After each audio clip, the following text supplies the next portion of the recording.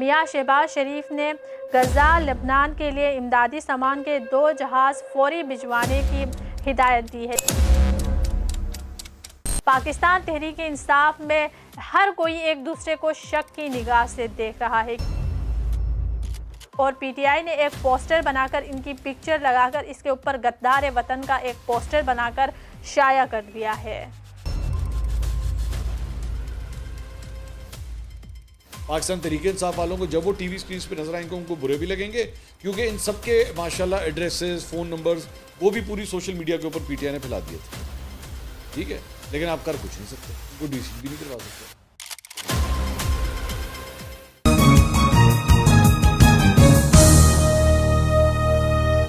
السلام علیکم ناظرین، وائس آف نیشن کے ساتھ میں ہوں آپ کی میزبان فرحین امجد۔ سب سے پہلے آپ سب کو اپنے یوٹیوب چینل پر خوش آمدید کہتی ہوں۔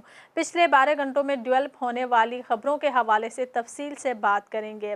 ناظرین، جیسا کہ آپ جانتے ہیں کہ 26ویں آئینی ترمیم منظور ہو چکی ہے۔ جی ہاں ناظرین، آئینی ترمیم منظور ہونے کے بعد بہت سے لوگ ایکسپوز ہو گئے تھے، جس حوالے سے کل کے ویلاگ میں بھی میں نے آپ کو تفصیل سے بتایا تھا۔ تو آج بات کریں گے کہ پی ٹی آئی کے جن لوگوں نے پارٹی کے ساتھ دغا کیا، کیا وہ لالچ میں دغا کیا یا پھر وہ مجبور تھے۔ اس کے علاوہ بات کریں گے کہ پی ٹی آئی نے کن کن رہنماؤں کو غدار وطن کا لقب دیا ہے۔ اس کے علاوہ بات کریں گے کہ ہمارا جو اگلا چیف جسٹس ہے وہ کون ہوگا۔ اس حوالے سے مزید بات کریں گے کہ پی ٹی آئی کے جن رہنماؤں نے پارٹی سے دغا کی ہے ان کی قانونی سزا کیا ہوگی۔ اس کے علاوہ ایک اور نیوز ڈیولپ ہوئی ہے، وہ یہ کہ وزیر اعظم پاکستان میاں محمد شہباز شریف نے غزہ لبنان کے لیے ابتدائی سامان کے 2 جہاز فوری بھیجنے کی ہدایت دی ہے، جو کہ بہت اچھی بات ہے۔ ناظرین، سب سے پہلے بات کرتے ہیں کہ آئینی ترمیم کے بعد پی ٹی آئی جو پارٹی ہے اس میں کیا صورتحال ہے۔ ناظرین، پی ٹی آئی میں بھوچال آ گیا ہے۔ جی ہاں ناظرین، بالکل آئینی ترمیم منظور ہونے سے پہلے ہی پی ٹی آئی کی جانب سے یہ خبریں سامنے آئی تھی کہ 11 لوگوں سے ان کا رابطہ نہیں ہو رہا ہے۔ ان 11 لوگوں میں 2 سینیٹرز اور 9 ایم این ایز شامل تھے۔ ناظرین، اگر سینیٹرز کی بات کریں تو ایک تو ان کے سینیٹر فیصل تھے اور دوسری ان کی جو سینیٹر تھی وہ ڈاکٹر زرقا تھی، جنہوں نے ووٹ نہیں ڈالا ہے۔ اب بات کرتے ہیں ان کے جن ایم این ایز نے ووٹ ڈالا ہے۔ ان کے نام اس مطابق ہے: چودھری الیاس، عثمان علی، مبارک زیب، ظہور قریشی اور اورنگزیب کھچی۔ یہ وہ افراد ہیں جنہوں نے ہاؤس میں جا کر ووٹ دیا ہے۔ اس کے علاوہ 4 ایسے ایم این ایز ہیں جنہوں نے ووٹ نہیں دیا ہے، جو کہ ریزرو رکھے گئے تھے۔ ان میں سب سے پہلا نام ہے ریاض فتیانہ، اس کے بعد ہے زین قریشی جو کہ شاہ محمود قریشی کے بیٹے ہیں، اور اس کے بعد ہے مقداد حسین اور اسلم گمن۔ یہ 4 وہ افراد ہیں جنہوں نے ووٹ نہیں ڈالا ہے، لیکن ان کے نام بھی ان ایم این ایز میں شامل ہے جنہیں غدار کہا گیا ہے۔ ناظرین، یہ خبریں میڈیا نے نہیں دی ہیں بلکہ پی ٹی آئی کے اپنے لوگوں نے یہ لسٹ بنائی ہے۔ انہوں نے خود بولا ہے کہ یہ لوگ تھے جنہوں نے پی ٹی آئی کے ساتھ غداری کی ہے یا پی ٹی آئی کے پیٹھ پر چھرا گھونپا ہے۔ ناظرین، 5 ایم این ایز جنہوں نے ووٹ دیا ہے اور 2 سینیٹرز جنہوں نے ووٹ نہیں ڈالا ہے، ان کے بارے میں پی ٹی آئی والوں کا کہنا ہے کہ یہ غدار وطن ہے، اور پی ٹی آئی نے ایک پوسٹر بنا کر ان کی پکچر لگا کر اس کے اوپر غدار وطن کا ایک پوسٹر بنا کر شائع کر دیا ہے۔ اس کے علاوہ ناظرین، بچے جو 4 ایم این ایز ہیں ان کے حوالے سے پی ٹی آئی اب کچھ نہیں کہہ رہا ہے۔ پی ٹی آئی اب کوئی بیان ان کے حوالے سے نہیں دے رہی ہے۔ تو کچھ لوگوں کا یہ کہنا ہے کہ یہ جو پی ٹی آئی اب نہیں بول رہی ہے، اس کی وجہ یہ ہے کہ ان میں زین قریشی بھی شامل ہے جو کہ شاہ محمود قریشی کے صاحبزادے ہیں۔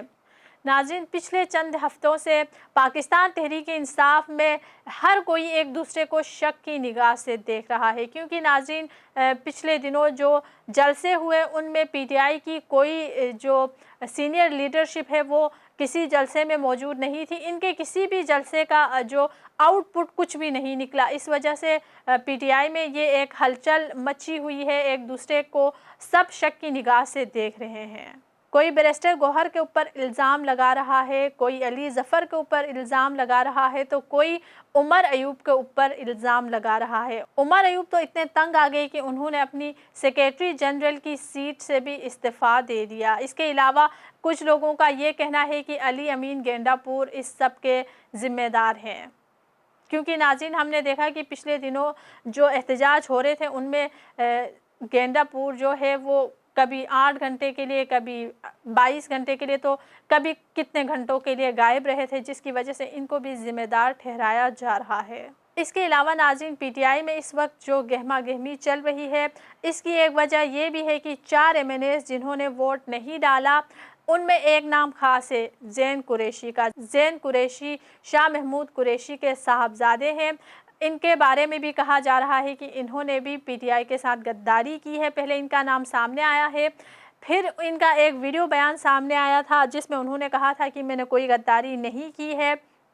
اس حوالے سے ان کی بہن کا بھی ایک سٹیٹمنٹ سامنے آیا تھا۔ تو ناظرین اب پی ٹی آئی کے لوگ یہ جاننا چاہتے ہیں کہ پہلے زین قریشی کا نام لیا تھا تو اب ان کا نام کیوں نہیں لیا جا رہا ہے، یا پھر آپ نے باقی سب کو غدار کا ٹیگ دے دیا ہے تو ان 4 ایم این ایز کو کیوں نہیں دیا، کیونکہ ووٹ تو جو سینیٹرز ہیں 2 سینیٹر انہوں نے بھی نہیں ڈالا تھا، لیکن ان کو تو غدار آپ نے بول دیا ہے، تو ان 4 کو کیوں نہیں بولے؟ کیا اس کی وجہ زین قریشی ہے؟ کیا زین قریشی شاہ محمود کے بیٹے ہیں اس لیے ان کے اوپر یہ الزام نہیں لگایا جا رہا ہے؟ اس کے علاوہ ناظرین یہ بھی کہا جا رہا ہے کہ آئینی ترمیم کے منظور ہونے کے بعد زین قریشی نے ویڈیو بیان جاری کیوں کیا؟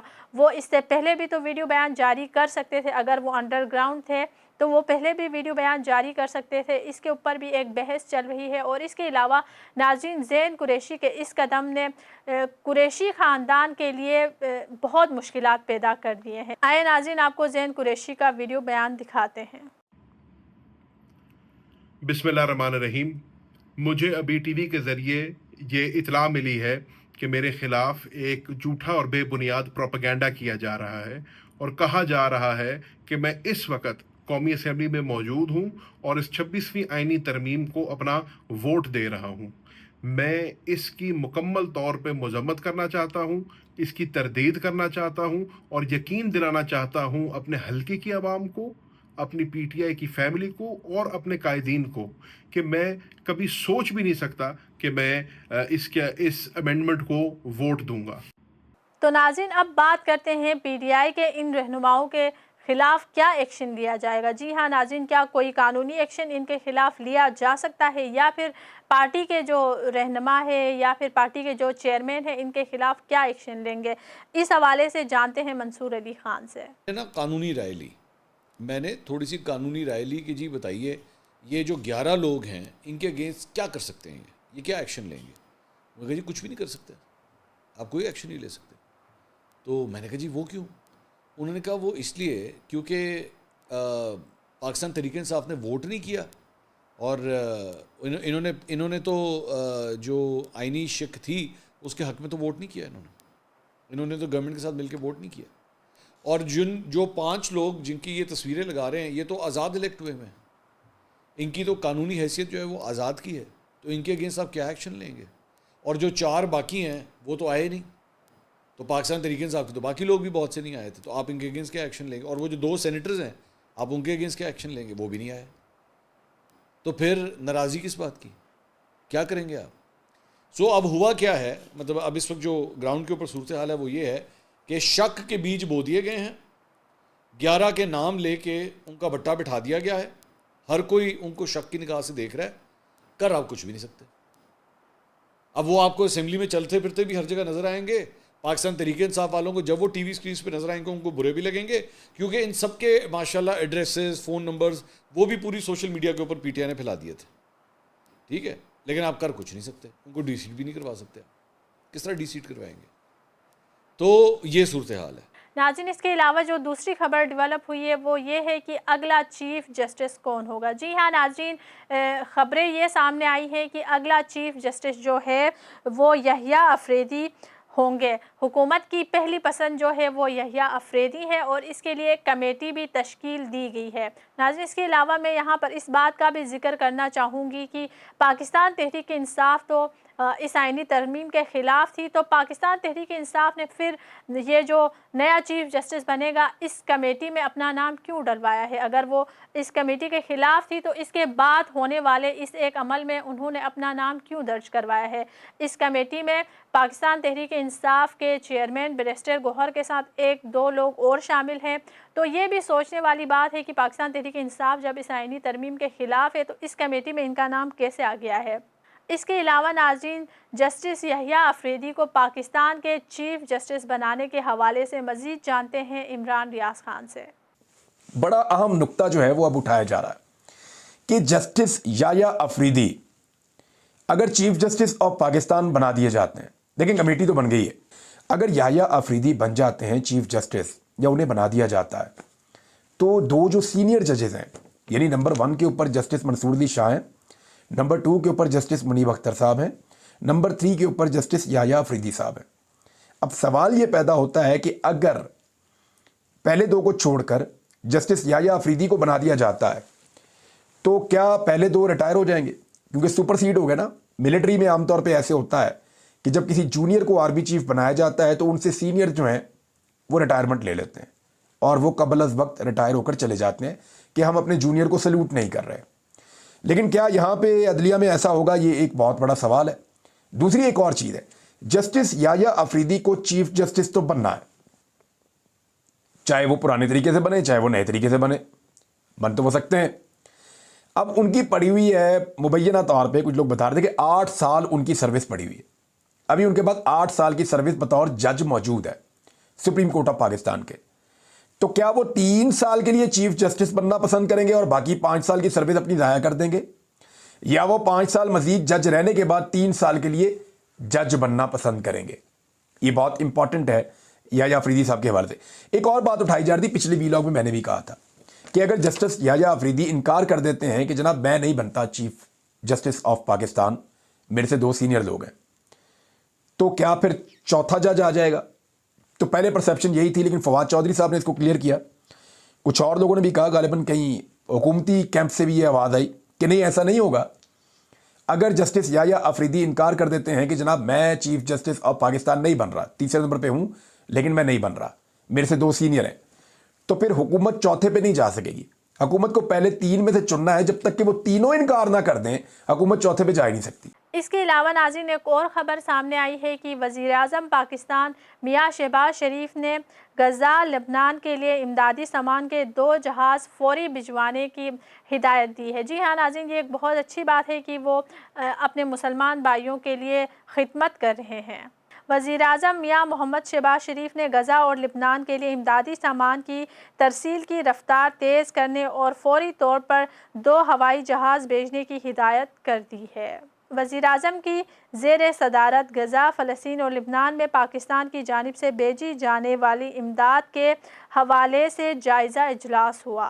اجلاس میں وزیر اعظم نے ہدایت کی کہ ہوائی رستے کے علاوہ زمینی رستے سے بھی ٹرکوں کے ذریعے امدادی سامان روانہ کیا جائے اور اس بات کو یقینی بنایا جائے کہ امداد مستحقین تک پہنچے۔ امدادی سامان کی ترسیل کے حوالے سے وزیر اعظم نے فلسطین، لبنان، اردن اور مصر میں تعینات پاکستانی سفیر سے رابطہ کیا۔ وزیر اعظم نے اپیل کی ہے کہ پاکستانی عوام بالخصوص صاحب ثروت افراد بڑھ چڑھ کر وزیر اعظم ریلیف فنڈ برائے غزہ لبنان میں عطیہ جمع کروائیں۔ وائس آف نیشن کی ویڈیوز دیکھنے کے لیے ہمارا چینل سبسکرائب کیجیے اور بیل کے آئیکن پر کلک کیجیے تاکہ آپ ہماری تمام آنے والی ویڈیوز سے باخبر رہ سکیں۔